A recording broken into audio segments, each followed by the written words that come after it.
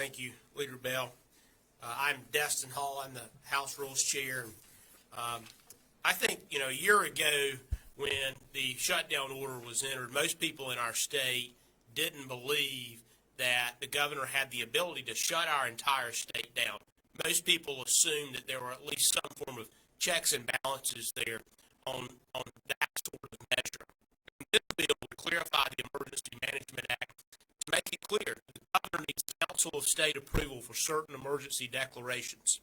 Much of the act already requires Council of State approval and has for some time. And in fact, Governor Cooper sought Council of State approval 1 year ago when he initially started the shutdown orders, one of the first emergency executive orders. Our bill would apply only to statewide emergency orders, and that is, it's defined as emergency orders that affect 2/3 or more of the counties in our state.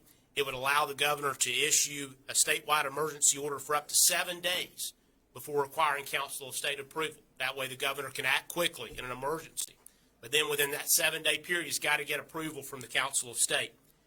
And then it would require the Council of State to continue to approve that order every 30 days thereafter so that the order couldn't just stand forever. So, again, we're here a year ago today when this order was entered, and it's still there.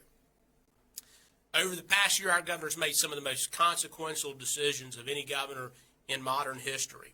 And whether you agree or disagree with those decisions, the ramifications have been huge. Businesses have been shut down. People have lost their jobs. Children have been out of school, and they're going to be negatively affected for the rest of their life. And all of these decisions have been made by one person without the requirement that he even consult a single other elected official. And the result of that was what we've seen, and that is that the orders have become politicized.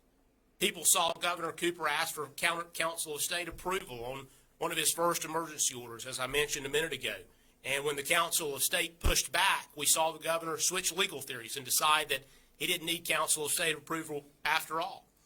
People saw Reopen NC protesters arrested out in front of the governor's mansion, and then just a few weeks later, they saw the governor out with protesters without wearing a mask. And people saw a federal judge strike down part of these orders because they unconstitutionally infringed on our right to worship. Coronavirus is a serious problem. Our state is going to face other emergencies in the future.